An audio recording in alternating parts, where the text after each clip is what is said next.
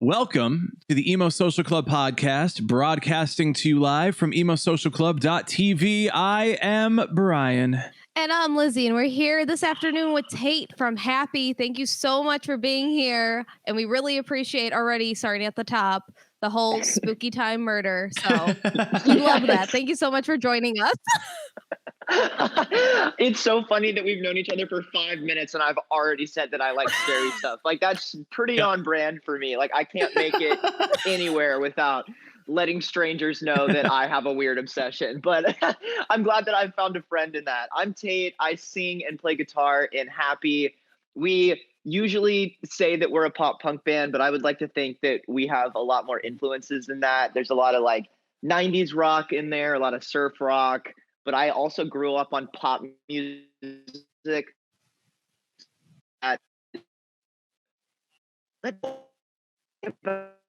Well, that's not true. We've found new ways to be active over the pandemic. And I think that we've done that through TikTok and Twitter and Instagram. And, you know, we'd usually be touring, but we're not right now. So we stay very active with our fans on the internet. And that's been really fun. I am definitely a millennial that is a product of the internet. So I abuse that, I guess, in a good way. Like, I just think it's really cool that I can, you know, just get online and talk to some kid that lives in Portland, which is on the entire side of the country from me, that are interested in the band. Like, that's pretty cool.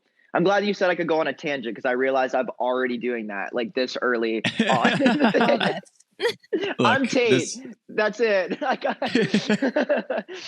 We know that, like, I mean, and especially with now not being able to tour and just being at home on the internet, it's like, showcase your personality, because that's what people like and they want. Yeah. And so as a podcast, we were like, let's just bring on really chill, cool people and just like chat. And like, that's how their personality gets shown, right? Like, you're just totally posting something on the internet. You're writing music about your experiences and stuff. It's like, showcase who that person is. And I don't know. I mean, if murder podcast is the first thing you talk about with somebody, like, I guess that's the thing. Lizzie's done that in a drive, or no, I was not in a drive-through. Somebody else was in a drive-through. Somebody else in a drive-through. That's on them. Listening to this, and then it was brought up on our conversation about a murder podcast, and Lizzie's like explaining the murder, and they're like, yeah, so the drive-through person didn't really appreciate Lizzie's description of a murder as I was ordering my Wendy's. Like, oh my God. Listen, it's a live podcast. Like, look at her. She didn't have to pay for it. Free entertainment. She got free entertainment. That's like my favorite TikTok is the one where it's talking about how like people fall asleep to murder shows. And it's like, it's like me just like falling asleep to like her arms were cut off, her legs were cut off. And like, that's totally me. I'm just like sleeping like a little baby to this like triple homicide. Like, and again, I don't even know if I can be saying this on your podcast, but that's so funny. Like, it's like, what's wrong with us? Like, oh, that's hilarious. Oh man. I do love a good scary or like murder story always. What's your something about it? Listen, what is your like favorite scary / murder? I don't want to say favorite murder story because that's kind of fucked up, but like, what is like one that you like would be like, I would scroll through a new podcast to look specifically to see how they told this. Oh yeah, okay. Well, the one that keeps me up at night is the JonBenet Ramsey case. Obviously, like I could like do research on that for forever, but that's kind of basic. It's my favorite serial killer. Like, no, that sounds so bad to say. The most interesting. Well, when people say that too on like TikTok, and they're like, "Oh, the Zodiac killers," as like the Zodiac signs as like serial killers. I'm like, you guys okay? Like, listen, I find it interesting, like, but now we're getting a little bit too excessive here. Like, I need you to talk to somebody. Like, the most interesting. Okay, so I really love the My Favorite Murder podcast because I really enjoyed the me too comedic aspect of it, because I don't know, I like the way that they just, you know, so Brian, if you're not familiar with this podcast, they basically just tell, like, there's long form episodes and then short form episodes, and the long one they tell a story, whether it's like JonBenet or, you know, Son of Sam or whatever, but then the mini-sodes will be where like people just like you and me write in and tell their like hometown story, whether it's like a murder or scary story. And they're just very funny because it's just like normal people talking about the weird stuff that happened in their hometown. And it seems to be that everybody's hometown has a murder story, which is kind of crazy. I mean, yeah. The odds are pretty good on that. Actually, I'm from the town of John Wayne Gacy, so there is that. He was going to be the one that I was not going to say was my favorite, but the most interesting to me is Gacy. I find him very interesting, I guess, that story. Gosh, what else? I could honestly talk about that for forever, and we should like cut this now before I just go on. I'm like, we go into a whole thing and we're like, guys. I'm going to be the It's Always Sunny meme where the dude's got like all the red lines drawn and he looks like like that's going to be me. I'm going to be like, so this connects to this? Oh my God.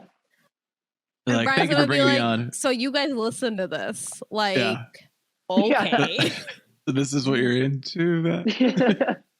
But okay, I also like fictional stuff. It doesn't have to, like, I'm really into like the search and rescue Reddit threads and like, creepypasta, all that kind of stuff. I really like the No Sleep podcast, the Magnus Archives, Knife Point.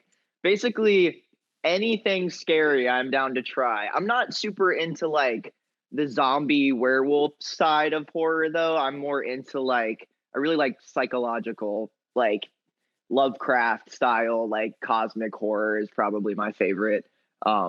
But yeah, anything scary, I'll give it a shot. I like everything from like really good scary movies to also like terrible dog shit B-rated horror movies. Like I think that those are good in a special way too. Like, sure. Like when they're so bad that they're good, I enjoy that as well. Sure. Totally I can't do the gore, but besides that, I get it. Oh, I feel that. Yeah, like, I'm not into like the more horror.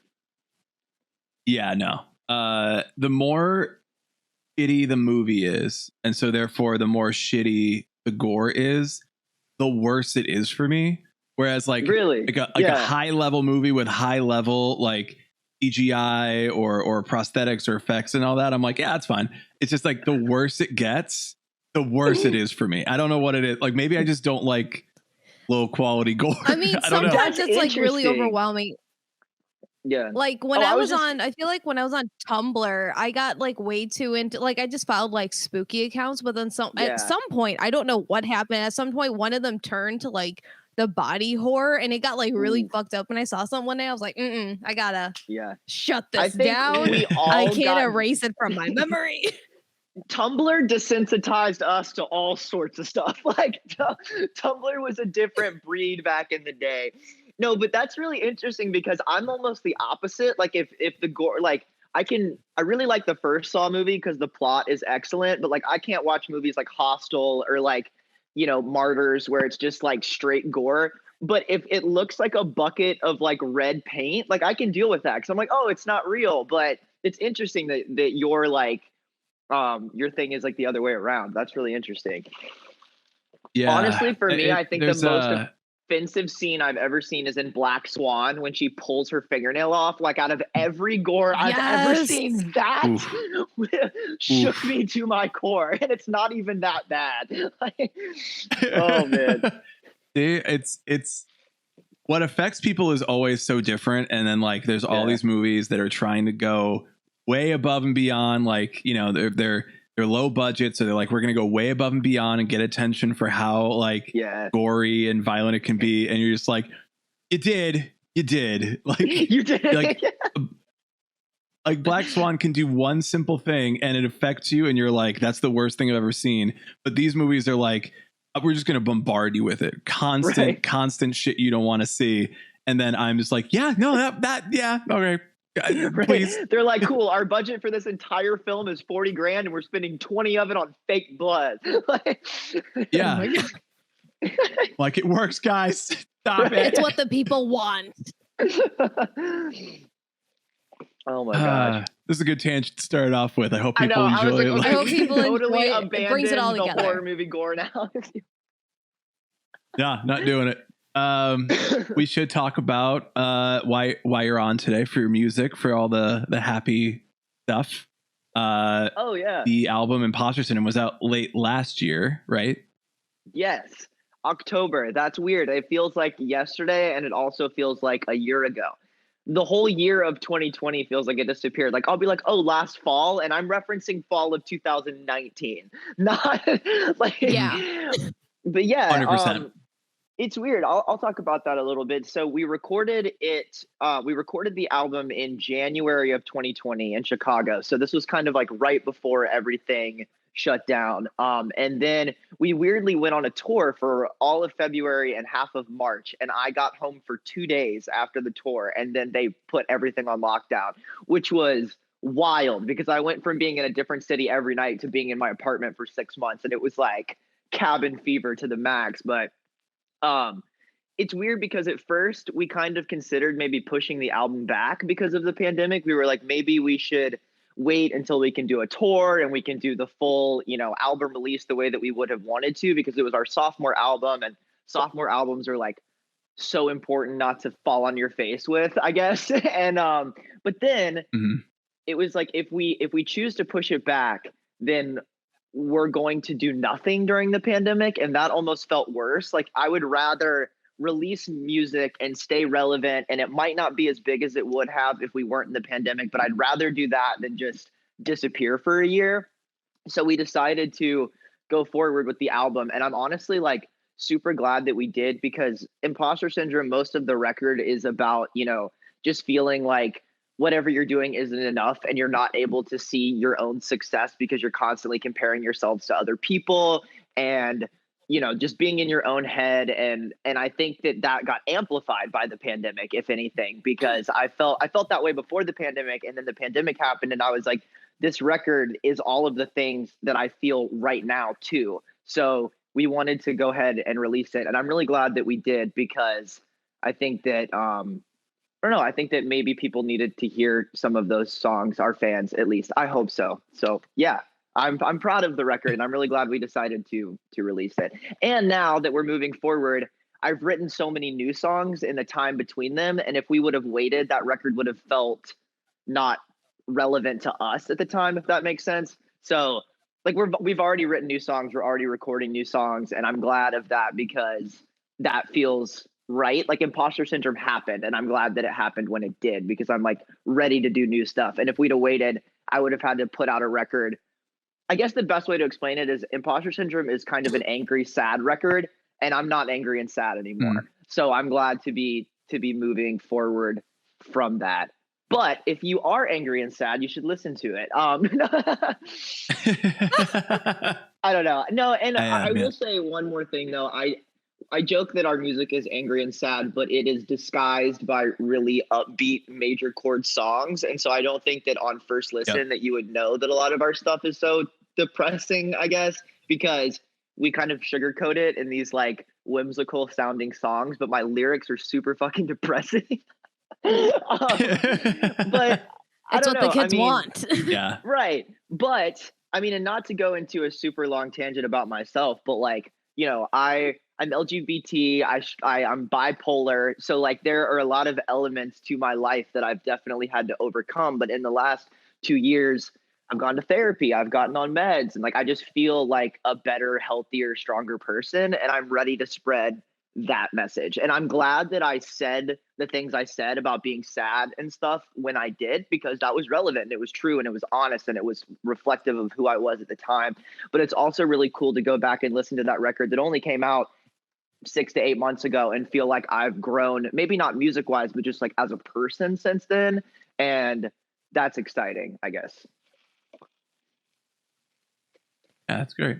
Yeah, that's definitely, I feel like during quarantine, I feel like it was just a mix of emotions for everybody. So to hear that you were able to kind of like help yourself grow, and then also just, become a better person, and to like get the necessary like help and assistance that you needed, that's also really great to see that kind of transformation within yourself, and to also see it reflected now within this like new music that you guys are coming up with. Well, thank you. And I hope that translates to fans as well, because like, don't get me wrong, there's nothing wrong with being sad. Like there's nothing wrong with struggling with your mental health or any of those things. I think that it's a definitely a different process for everybody that experiences that. But I also want to move away from the idea that it's cool to be sad and that it's cool to be depressed, because it's not that it's not cool. It's just that I want people to know that like it's cool to be healthy, you know, and doing whatever it takes to get there is one thing. And I'm not saying like, oh, you know, be happy or whatever, because that's ridiculous. But to just self-reflect on like, because I don't know, I think that especially, I mean, that's why I named the band Happy. We started in 2017 when like sad boy culture was like at its peak. And it was so cool to be like really emo and really sad. And like, and as much as I genuinely felt that way, I was like, maybe if I name my project ironically Happy, that will force me to try to like be a healthier, better person. And weirdly, it has. And I guess that's the biggest message that I want our fans to take away from like us, is that like we're growing together, and I have good days and I have bad days. And even though I say that I feel better now, I might wake up tomorrow and feel like shit, and that's okay. Like as long as, you know, I can feel the growth within myself, and I hope that the fans can also feel that growth, because, you know, we're all just trying to be the best version of ourselves, if that makes sense, I guess. Yeah. I was going to say, like, being in the pop punk scene, being in the emo scene, being in these, I mean, I guess those are the main scenes. Metal, I guess, too. Alternative is like, it's about the bad feelings. Right. I think that now there are a lot more bands who are like aware of that, like those bad feelings kind of suck a lot of the time, and they're like, let's do something else maybe. And then like calling your band Happy is obviously like a big extension of that, like a way of going from like, all right, we're going to try to turn this around, we're going to try to write sad lyrics over like happy bass guitars and shit. Now we're going to go just even farther than that. We're just going to call the whole thing Happy. We're just going to be happy now. Well, and kind of dig that. Thank you. And we put a period on the end because it is kind of ironic. It's like, it's happy, I guess, like happy. We're trying to get there, like, you know. And I think, especially like with the lead single off of our record is called Liar Liar, and it's just about my experience with manic depression and like the ups and the downs of that. And especially being a musician, like my depression and mania was already what it was before I had any sort of like platform or anything. And I think that just the more that people started to like our band and the more that people started to support us, the worse that got in a way, because I think that, you know, it's just like you go from having kids like getting you know, your lyrics tattooed on them to, you know, finding out that you didn't get the tour spot or whatever. And those emotions are like such a roller coaster naturally for like any musician. And so for me, I felt like it was just like 1,000 times more intense. And that's why we wrote the record Imposter Syndrome that we did, because our first record, Cult Classic, I wrote most of that. It was kind of a culmination of the songs that I had written over my whole life, I guess, like up until the point of I being, you know, 20 or whatever. But that whole record is about like breakups and partying and like having a good time and, you know, whatever, just like a very juvenile but exciting youthful record, I guess. And then we toured a lot and did all of this stuff. And then I was really not in a good place mentally, but we wrote this record. And it's funny because like I was worried that people were going to get the idea that I was complaining, but that's not the case at all. Like this is the greatest experience that I've ever had in my life. And playing music is the most rewarding thing. I mean, it's what I've worked my whole life for. I am so passionate about this, but I do feel like at the same time, there's almost this like wall that artists put up where they try to act like everything is cool all the time. Like I've got a lot of money, I have a lot of friends, I have a lot of support. And that's just not true sometimes. And I think that I just wanted to kind of like break that barrier. It's like, this isn't me complaining. This is just me being really honest with the fan base. And that was a little bit nerve wracking, but I feel like because I did that, now anything that we write from here on out, whether it's about partying or about whatever you want to call it, it will hopefully come off as more genuine because we have opened up our like vulnerable side, I guess. Yeah, I hope that makes sense. Yeah, it's kind of like wanting to not save face and just be like, hey, this is actually like what's going on here. Yeah. You guys can trust us, but like this is what we've been holding back. Did any like fans have any negative like reactions to it or anything? Or were they pretty No. like, okay, this is a good album? I mean, I think that honestly, that's just me voicing my own insecurities. No, I mean, it was definitely received well by our fan base. Thank God. I think that well, and again, I think that when you listen to our first record compared to our second record, like on first listen, I think that they sound like our second record's definitely a happy record. Like, it's upbeat. I think there's only one song on the record that is like acoustic that sounds sad, but just like the lyrical content between our first two records are very different. And I think that, I had a family member that really struggled with addiction. I lost my best friend to suicide. Like a lot of things happened before this record. And it was like, okay, how do we write a fun record where I'm not, because if I was writing about really fun stuff and goofy stuff, that wouldn't have been authentic to what was going on for me at the time. But I still have that like bubblegum pop punk instrumentation in my soul. So I'm like, yeah, like here's this fun song, but I am depressed as fuck. Like, so that's just kind of like, I don't know. I'm very proud of the record. Like I love the record. It's just really cool to be able to listen to it now and be like, damn, I'm not as sad as I used to be. That's cool. Like, but then again, like I said, not everybody is as far along in their journey of mental health as I might be, or you might be, or anyone else might be. And just because I am in a better place doesn't necessarily mean that everybody else is. And I hope that the record will stand true to anyone feeling that way at any point in time, whether it was in October when it came out, or maybe 5 years from now, if somebody comes across the record. I hope that that they can relate to that in a way. And also, this might be like a subtle brainwashing sort of thing, but I think that when like people listen to sad music all the time, it makes them sad. Like if you spend a lot of time listening to sad shit, or even just like watching sad shit. I know that I do that. It's like, oh my God, why am I listening to so much sad music? It's making me sad. Like Bright Eyes, like Connor Oberst. Like I'm just going to cry to that.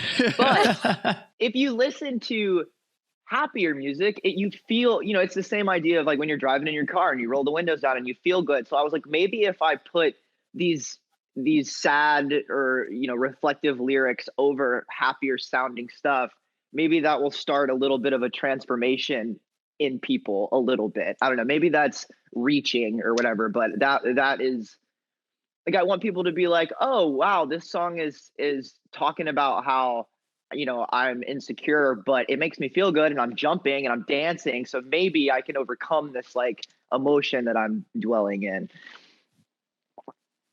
It's like tricking your brain into being like, listen, just listen to this. You feel sad, but you're going to feel better, but you're going to feel validated.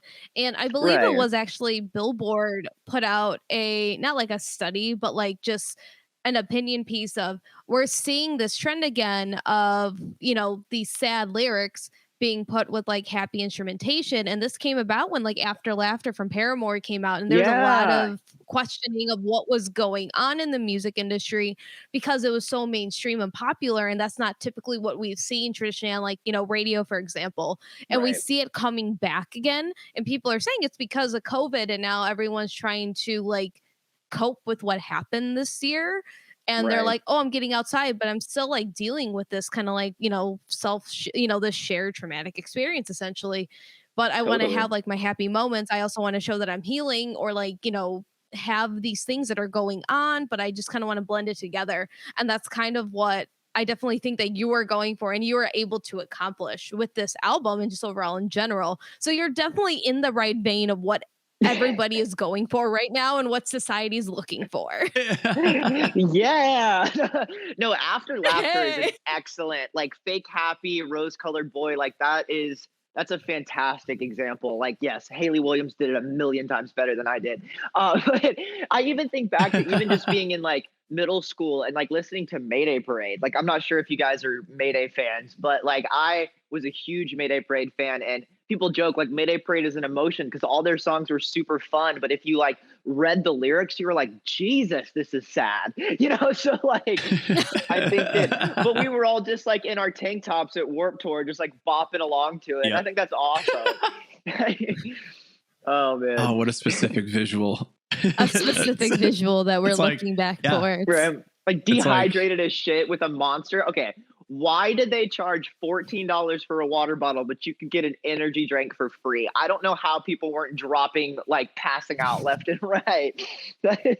I think it made us stronger. I think that it is it built up. It gave us character and made us develop character.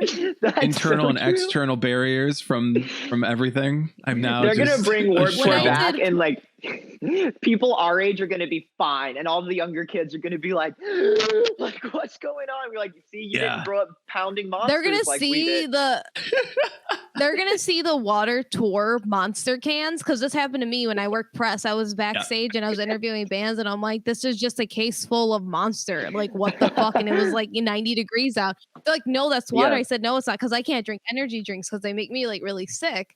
So I grabbed it. I was like, this is water.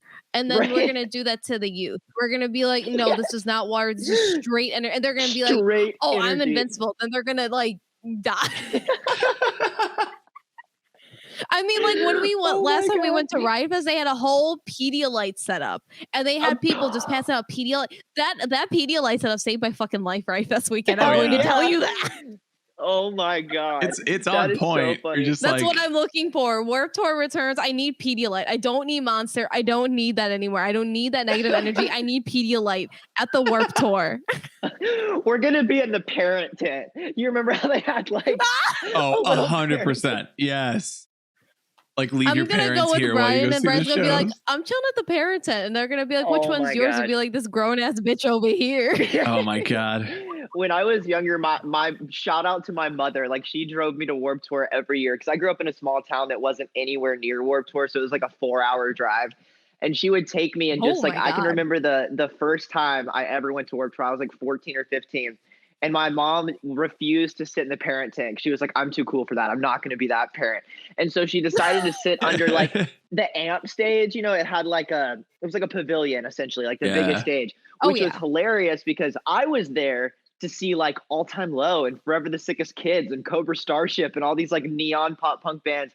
And my mom did not realize that she was sitting at like the deathcore stage. So at the end of the day, she had seen like Every Time I Die and like Miss May. And she's like, what kind of music are you listening to? And I was like, I mean, not that there's a problem with that. I was like a big Dance Gavin Dance fan, but I was like, actually, I was watching a bunch of skinny dudes in yellow skinny jeans, like with shutter shades on, with like a synth pop beat. Like, you should have come where I was, Mom. Yeah. Like I know it was in the hot sun, but you would have had a better time and been way less concerned about this. Right. Oh man, I was at both those stages. Yeah, right. I was the one running back and forth, like, guys, Every Time I Die is going, I gotta go. The stress of like two of your favorite bands playing overlapping sets. Gosh, kids these days, they just looking never forward. know. I'm like, I want that stress back in my life so bad. Like, I want to have a conflict that is two bands on opposite stages across a park, and I have to run. Right. And I want that to be the biggest problem in my life again. Like, I want to give myself a mild asthma attack by running from one side of the festival to the other side of the festival, taking a hit of my inhaler in between. So when I get there, I'm like, let's fucking go. And then everyone's like, you good? I'm like, no, not really. But don't worry about it. It's fine. It's fine. But that's it. That's the worst thing that'll happen to you. Yes, I've joked about that with like not only the dudes in the band, but like just like other friends that we've like played music with. It's like, gosh, at this point, I would play a venue with no AC, with troughs for urinals. Like, I don't even care. Like, you don't even have to have a sound guy. Just let me in the building and plug my guitar in. Like, I would play anywhere right now just because it would be. I'll play in a field. I'll play in a barn. I'll play in a bar. I don't care. Like, just let me play live music. I'm so excited to go back. I'll never complain about anything ever again, ever. Yep. I'm never going to complain about the porta potties at Riot Fest. Be like, I don't know what's brown and on the ground. I'm not going to question it. I'm just going to accept it and suck it up. It builds character. That's all it is. It'll build that wall between you and the rest of the world like the Monster Energies used to do. Oh God. Well, speaking of like playing shows and all that, and you know what we've done over the last year and all that good stuff, you did a live stream earlier this month. What was that like? We've been asking a lot of people like how they've been doing live stream. Like, I don't know how it feels. Obviously, everybody wants to be in person. Everybody wants to be around like the experience with other people. But like, you know, what's it like to do a live stream for your band, for yourself? So doing it was very, very interesting because, like, I mean, there's that super awkwardness of like you're playing to what feels like no one, but they are there. So like trying to engage with I don't know, like half of the fun of a live show is like talking to the audience and like bringing kids up on stage. Like usually when we play, we pull a kid up on stage to sing a song with us and like do stuff like that. And I don't know, we just like, we really like to have like an open-ended conversation with the kids at the show. So like doing that to a camera, like, and also it was like pre-recorded. So we like did the live stream and then it came out like a month later. So like watching it, I was like, if you're at home, put your hands up. Like, I mean, but so that felt awkward. Like it felt really awkward doing it. But when I watched it and like there were fans like engaging in the live chat and stuff like that, I was like, oh, like this isn't as awkward as I felt like it was at the time. So that's good. And I'm really glad that we did it because like those songs, we never got to play them live. Like the last show that we ever played was, well, the last show that we played before the pandemic was at the Constellation Room in Santa Ana in California, which is really cool because it was like a sold out show. We were opening for Super Whatever in Chapel, and we'd never played in California before. So like it was such a send off, like especially when we didn't know how long it would be until we could play again. And then we recorded our live stream in Los Angeles. So to go back like pretty much a year later and then play in an empty room to no one on camera was like so weird. Because it was like, man, we were just here a year ago playing to a full room and now we're doing it this way. But I'm glad that we did it. I think that it was really, really cool to watch all the different live streams over the course of the last year and just see the way that different people did different live streams. And like, I don't know, I'm just really glad that sort of took off, that people were like, okay, this is what we're going to do now. And everybody kind of jumped on board with it. And I think that that's super sick, especially for huge bands. Like All Time Low put out Wake Up Sunshine. I thought that record was great. It was really cool to watch their live stream. The Maine is a band that I've loved forever, and their live stream was really awesome. I watched Water Parks' live stream. It was very inspiring to see bands that have been around longer than we have do it, because I think that we were like, okay, we're not as big as these bands, but we're still going to do it. And I think that it was received well. We also did like a merch line with it, which was really cool. And we did like a Q&A afterwards. And it was just really cool to see, I don't know, like I was seeing fans virtually that I hadn't seen since shows that I recognized from that have come out to like multiple shows over the course of our career, and to see them virtually and be like, how have you been? Like, how has the pandemic affected you? Like, and so it was really surreal that even though a year had gone by and we hadn't played a show, I was still seeing kids' faces that came out a year ago. And I was like, cool, we're remaining connected with these people. And that's like really all I could ask for, is to just see the same kids that we've seen before, like watch our live stream. Like that was very rewarding and like humbling. I was like, okay, you guys are still there. And I love you for it. like one day we will sweat on each other again. It will happen. Yeah. Yeah. Yeah, it's just I've been interested in it because it is that feeling. Like I know that people are there, and I know that people want to go to, like, I want to watch things. I'm usually like, you know, wallowing, I guess. I'm busy like the Grinch, you know, where he's just like, dinner with myself, I can't cancel that again. But it's like so I don't watch all the live streams. Like the Under Oath one, I was like, I really want to watch this. This looks really cool. Anyway, totally skipping that. But it's like I don't know. It's like I want it. Like I want that energy. I want that feeling, and I want to watch these concerts, which I like to do even before, when like I'm watching like all the festivals that put out the videos on like YouTube and all that. I'm watching all these old performances. I'm like, that still feels good. That still feels cool. So I don't know if like these bands that are saying like, yeah, we're not going to do that or something like that are like making the right choice. Like even anything like you're putting out new music now, which means that you're not playing those songs live now. And if you put out new music in the next year, now all of a sudden you're playing those songs, and like this whole year you didn't get to play these new songs that you released. So it's like you're missing that chance too.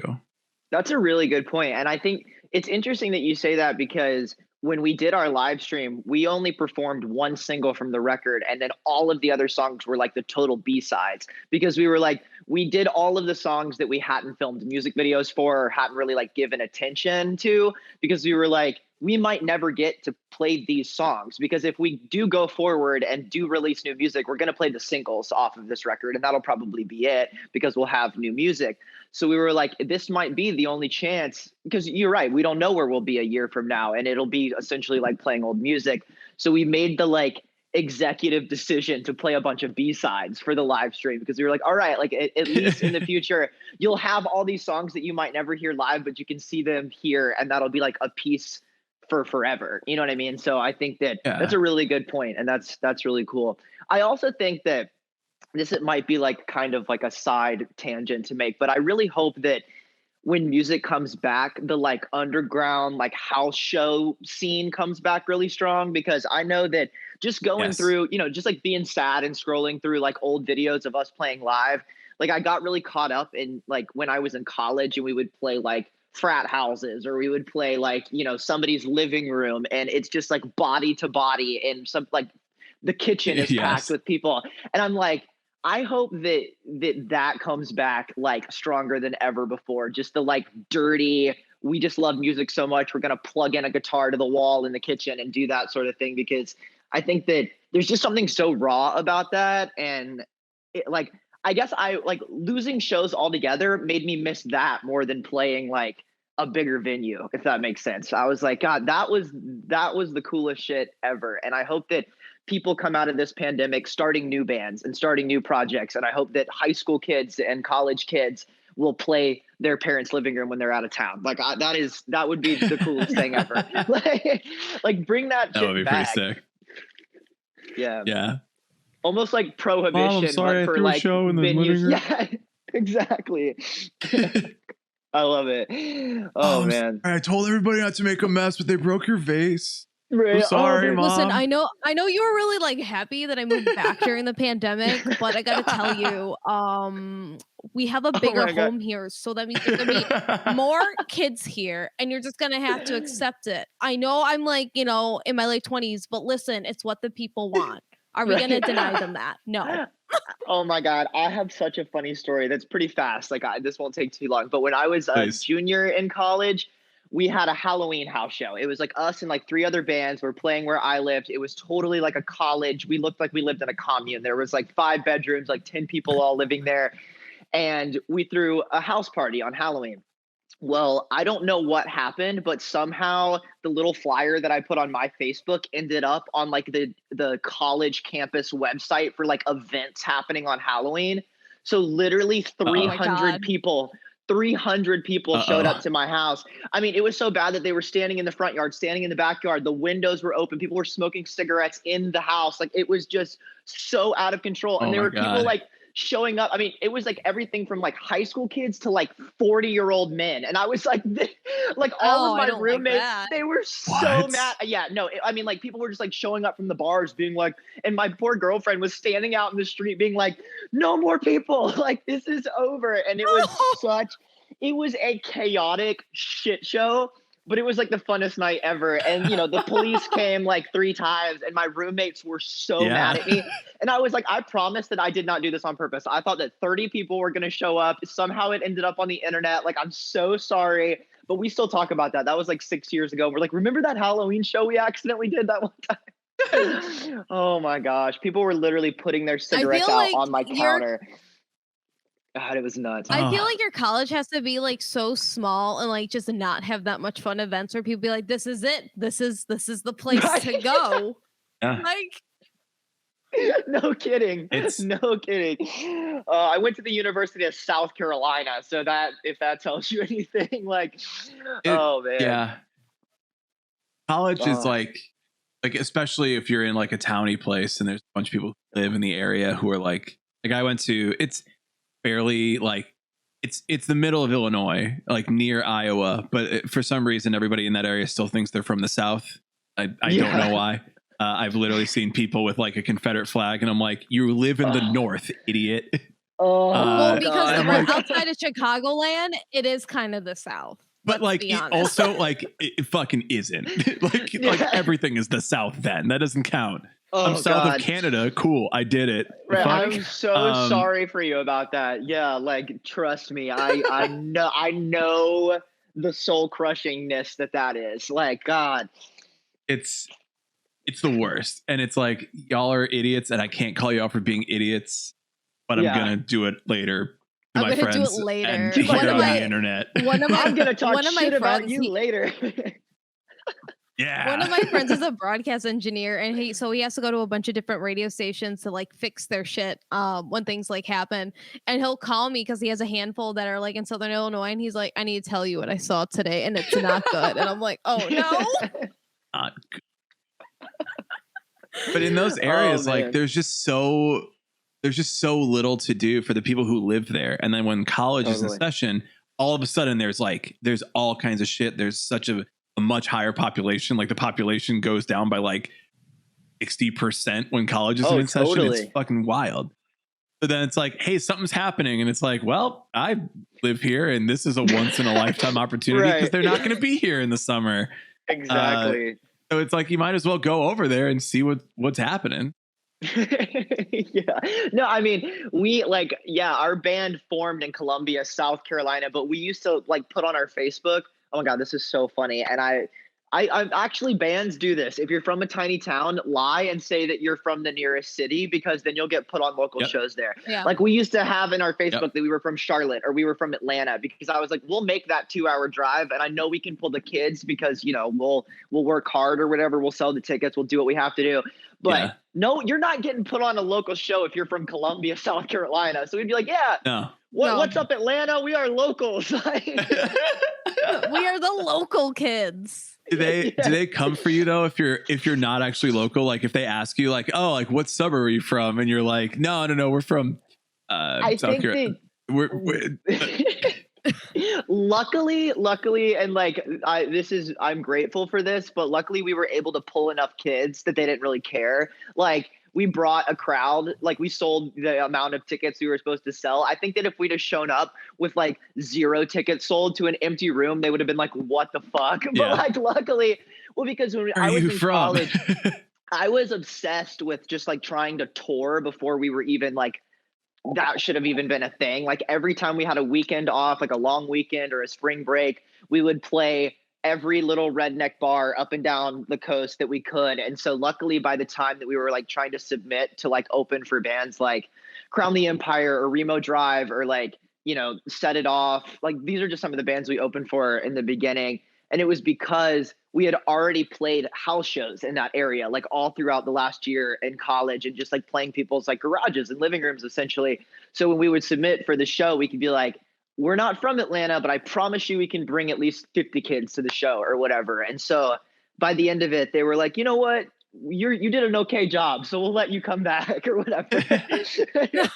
All right. Yeah. That's pretty good then. Okay.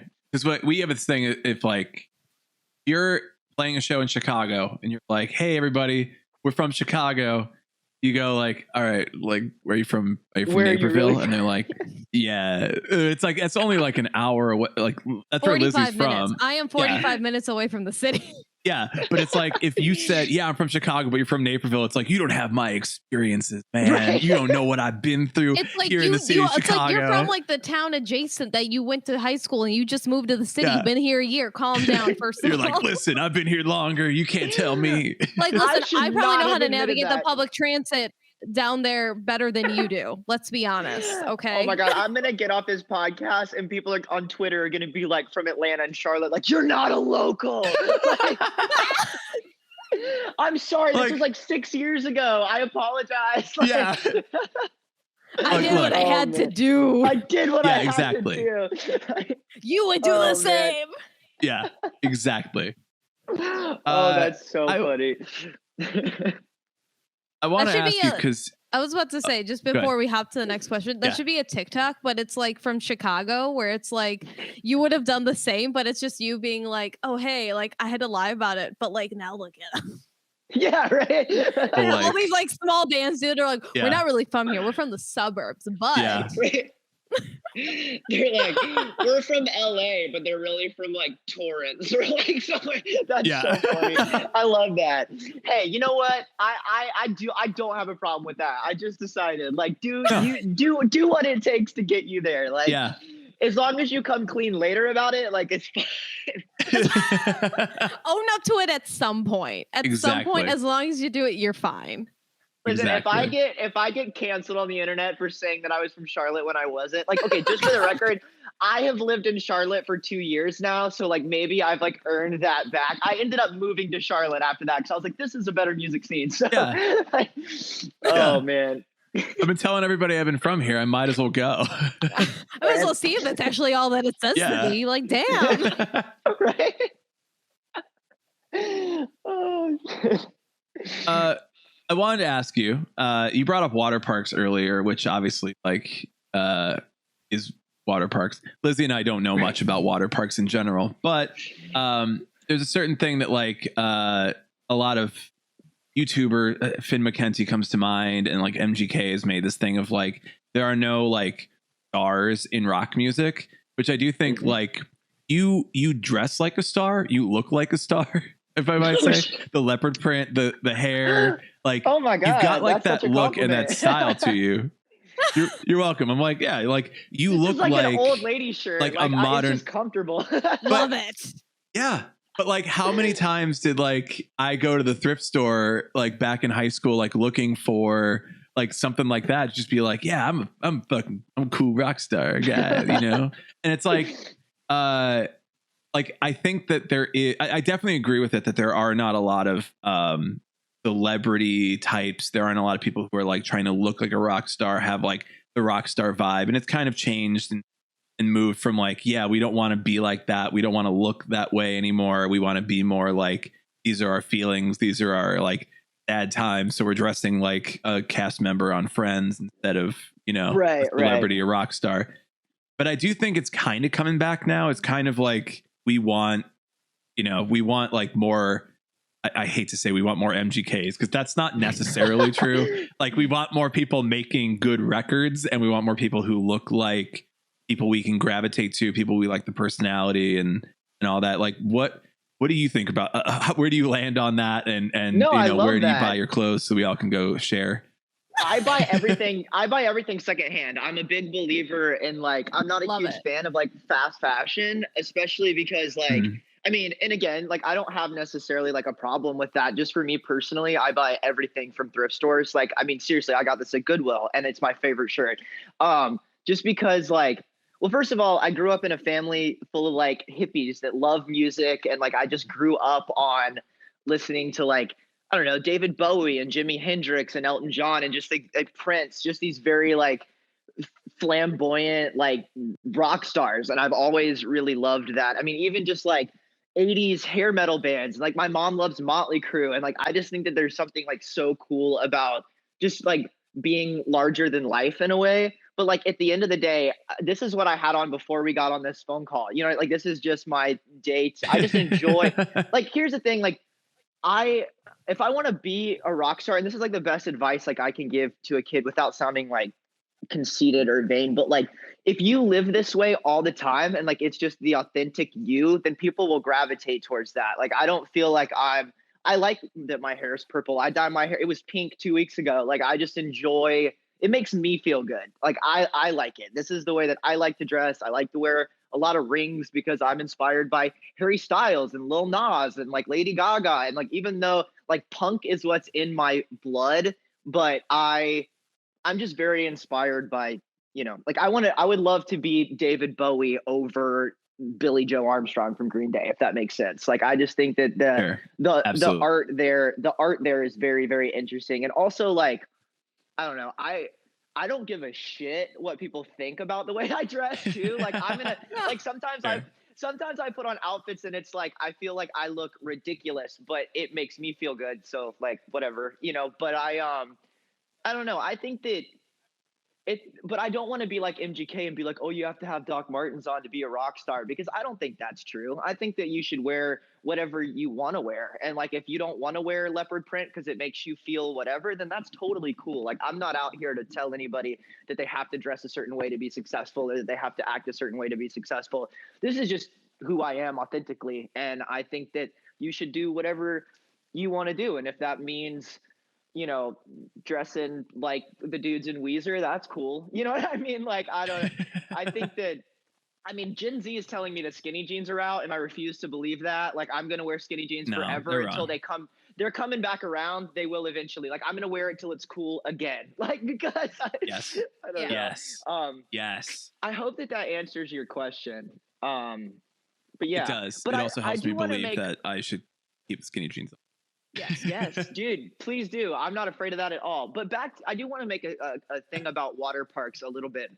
Like, a lot of our fans overlap with water parks. So I'm, to be completely honest, I'm not super familiar with a lot of their music. I think that some of their songs are very well written. I wouldn't consider myself like a big water parks fan. I need to be careful saying that, because to anyone listening to this, I think that Austin Knight is a visionary. I think that the way that he does the internet is incredible.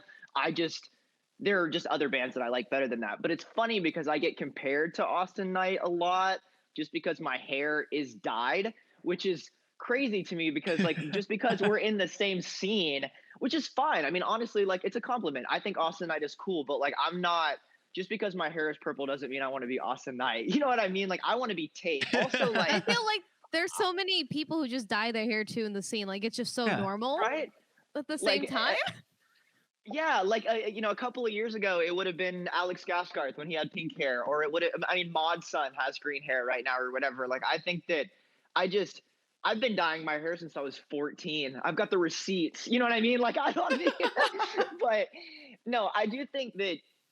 I think it's cool that you can say, like, list off people like MGK and Austin Knight, and for you to say that I dress cool or whatever is a huge compliment. And I really appreciate that, because like, I'm not trying to do that, but the fact that like I don't know what I'm trying to say. Like, this is just how I dress. And for you to say I look cool is really cool. Thank you. Like, I feel like You're welcome. I'm just like, oh, thank you. But yeah.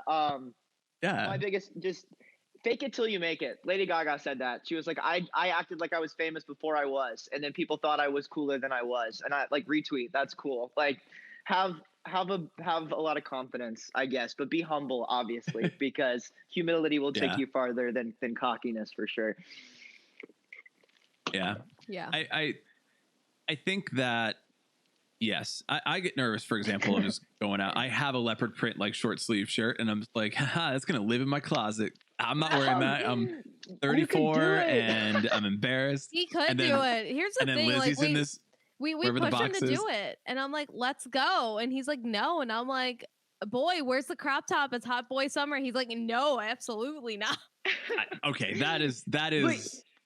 Here's the thing, though. If a leopard print shirt isn't you, that's fine. You know what I mean? Like, here's the thing. I think you'd look sick in it. I think you'd rock it. You'd look really cool in it. But if you left the house and didn't feel like your most confident self in it, then don't wear it. You know what I mean? Like, you should wear. Yeah. I mean, not that I'm sitting here trying to lecture you on what you should wear. Do whatever you want, man. Like, I just think look, yeah. Like, yeah. Like, I'm just saying. Personal fashion styling right now on the podcast with Brian. Oh, I love it. Now. I would love it.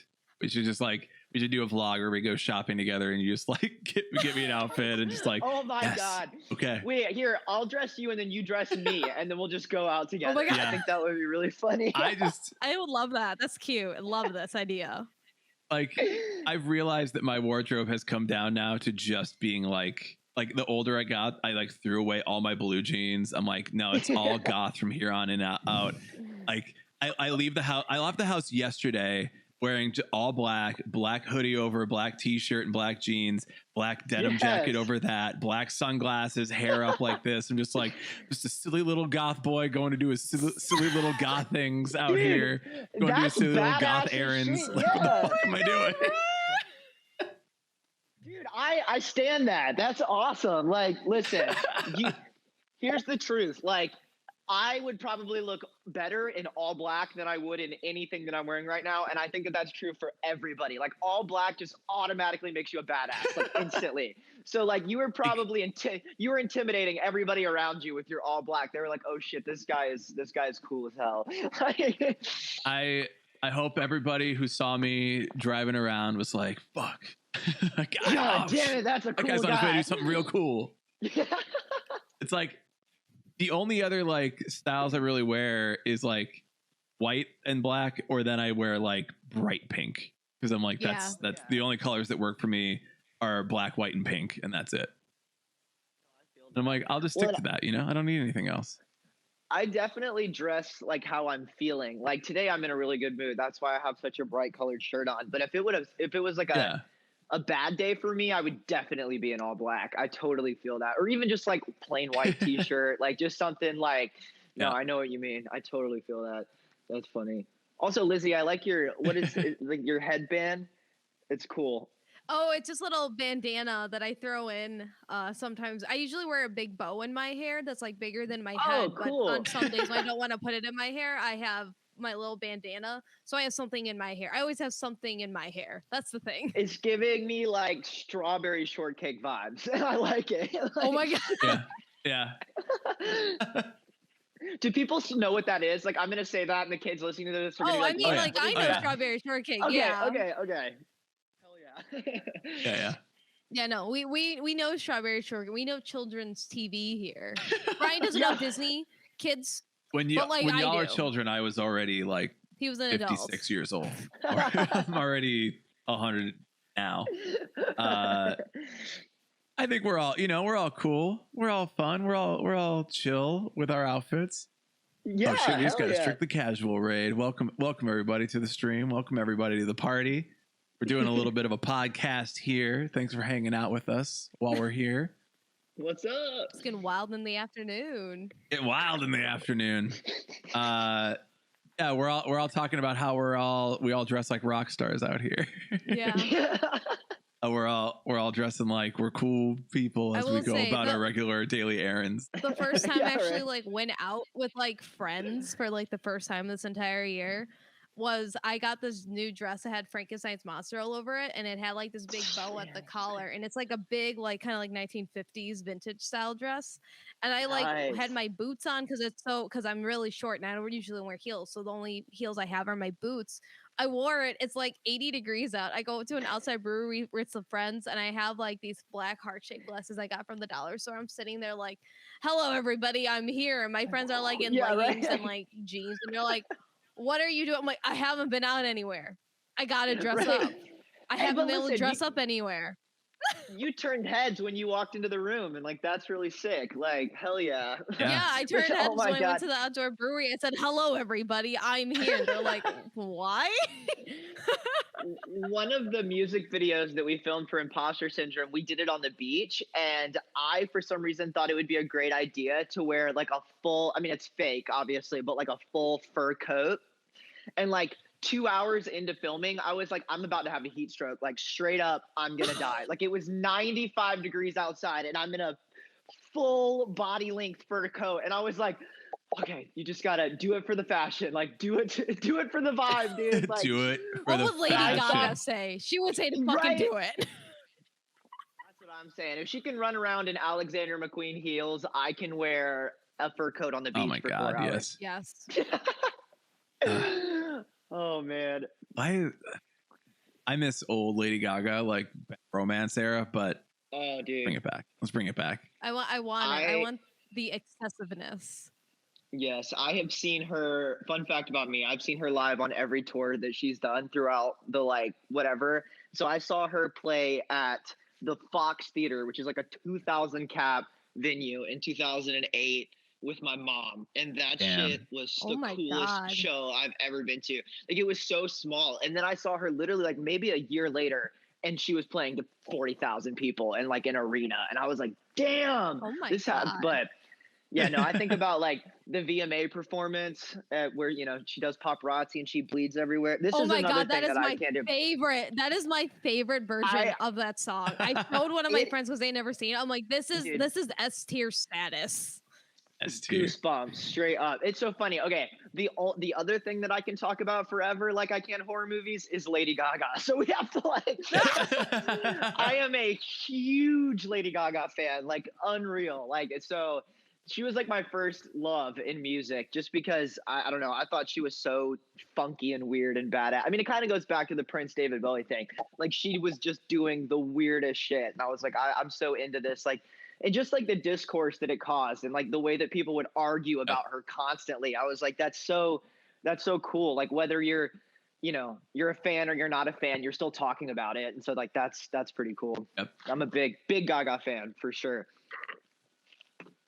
I think with the conversations around like, there are no rock stars, there are no like celebrities in the rock scene is like, it's not dangerous anymore. It's not asking for controversy. It's not sort of putting out something weird and strange that people aren't used to anymore. And like that sort of has moved over to pop music. I think maybe like a lesson from 70s and 80s of rock music is now like, we're going to do something crazy. Like Lady Gaga shows up in a meat dress and it's like, well, that's rock music. That's not pop music, but she's doing pop music and she's doing it in this different scene, but she's doing like rock star shit on top of that. And like, I know a lot of rap artists have said like, we're the new rock stars now. Like we've taken over as the new rock stars, and rock musicians are kind of like, yeah, we're going to take it. We're just going to be chill. We're going to take it more like, I don't know, non-controversially. We're going to talk about our feelings and all that, but we're not going to get too wild on it. And I'm like, I think we got to bring back some wild shit to rock music. You know? Yeah, hell, dude, I agree. I agree wholeheartedly, especially right now with like, I don't know, even MGK doing a pop punk record, or like Willow Smith just dropped the punk song and she's going to have Avril Lavigne on it. Like, I am obsessed with that. Like, regardless if you're an MGK fan or not, or how you felt about that record or not, I think we can all agree that it's bringing it back to the mainstream. And at the end of the day, that's good for musicians like me and like other people that are making this music like under the radar. Like, I think that, because I mean, shit, when I was growing up, alternative music was what was on the radio. It was All American Rejects, and just that's what was. Stacy's Mom was on the. I mean, My Chemical Romance was on the radio when I was in middle school. Yep. That blows my mind. The thought of Teenagers by My Chemical Romance. If that played on the radio today, people would like burn their houses down. Like that would just be like crazy. But I think it could come back. And you're right though. Like people like Lil Nas X or whatever, like he's a rapper, but he is like turning heads in the way that rock stars used to. I totally agree with what you're saying. And you're right. We need someone with a guitar to do the same thing. And like, I think I agree with you wholeheartedly. That's very cool. Well, I'll try my best. And hopefully if we talk like a couple years from now, I can be like, I did it. Yeah. Like, yeah. That's funny. We've recorded a little bit over an hour. I want to give you a chance here to throw out some plugs where people can find you, the band, the music, the videos, the everything on the internet. So we are Happy with a period. If you want to follow us on any social media, it's at Band Called Happy on everything. I am at Tate Logan. Follow me on TikTok. That's where I'm the most active. But I'll be friends with you anywhere. I follow back most of the time. So let's be friends. And yeah, thank you so much for having me. Like this has been like really, really fun. And hopefully if I'm in your area at some point when it's healthy, we can go thrifting together and I'll buy you guys a beer or something. I want it. Like, please style me. I am old. Let's do it. I want to see it. I want to see what Brian could come out as. Because I've been like, here, let me help you. He's like, no. And I'm like, well, all right. Well, I don't know what to tell you. Look, I don't know. I definitely think in the last year, my fashion sense has gotten a little bit like between like I'm going insane and I'm like being really conservative with my outfits. But like, I just don't know. Like I'll buy something and I'll be like, I shouldn't have bought that. I'm not going to wear that. Dude, honestly, like at this point, just like fashion is so like convoluted now. I feel like you could leave your house in your pajamas and people would be like, that's a look. You know what I mean? Like, yeah. I'm like, if I put on a pair of jeans, I feel great. The fact that Brian will like send me like links to things, he's like, do I need this? And I'm like, yeah, that's cute. And then he's like, I'm not gonna get it. I'm like, why?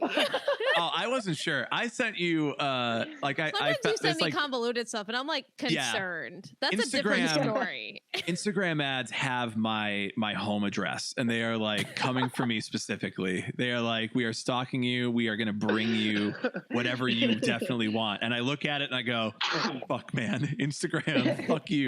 But also I'm like scrolling through the website now, and I sent Lizzie a sweater that was on there, and I like wasn't 100% on it. And Lizzie, maybe it was just because it was late and I wasn't reading your tone right, but I thought you were being like, are you really thinking about buying this? And I was like, no, because I saw it because I saw the same sweater because I was also looking. I was looking on that same site, but I was looking at it in purple, and I'm like, we could match. Okay, I get you now. Okay, so Lizzie and I are going to buy the same hoodie, same but sweater. You can get a different color, but we can just match in the style. Yeah. If I had logged on to this Zoom call to do this with you and you guys were wearing matching sweaters, I would have lost my fucking mind. Like, please do that. Like, you guys have to be in like color coordinated outfits. Brian ordered a shirt from My Chemical Romance one night live while we were streaming, and he was like, I need to get this Funko Pop, but also I should get something else. And he was like, what shirt do I get? And he's like, I'm gonna get to thank you for the Venom shirt. I'm like, we can match. Yeah, you're the same one now. I'm a fan. Hey, that's like strong branding. Yeah. Honestly, it's like, what other podcast hosts match? No hosts. One shirt between the two. We're not even related. We're matching. Listen. Yeah. Oh my God. I love it. Dude, I just want to say, I see that you have a tattoo right here. Look, we are twins. Yeah. We match. Nice. What is yours? A triangle? Yeah. Oh, sick. Just two triangles together. Me and a friend got them together, and they don't really mean anything like specifically. We're just like, oh, dude, like half of my tattoos are like flashy tattoos. So that's cool. Like, why'd you get it? Because it looked cool, man. Like, it was fucking cool. Like, I want to look cool, and like smiley face and a moon, kind of. It's weird. You might actually share that moon one with another friend of ours. He has one, I think, cool. on her hand too, like that. I'll double check with her and be like, oh hey, tattoo twins. We're twins. That's right. Well, we will end the recording part there. We'll hang out for a little bit on Twitch. We got a few people in the chat, and we'll see if anybody wants to talk. But Tate, this was an absolute delight having you on. This was super fun. Very much looking forward to this conversation since we booked it. So please, everyone, if you're listening to the pod, if you're watching the video, please go and listen to the music, download everything, run it up to a million streams on Spotify. Just let it run. Let those vibes take you over. Yeah. Go and check it out. And thank you again, Tate, for being on the podcast. Thank you.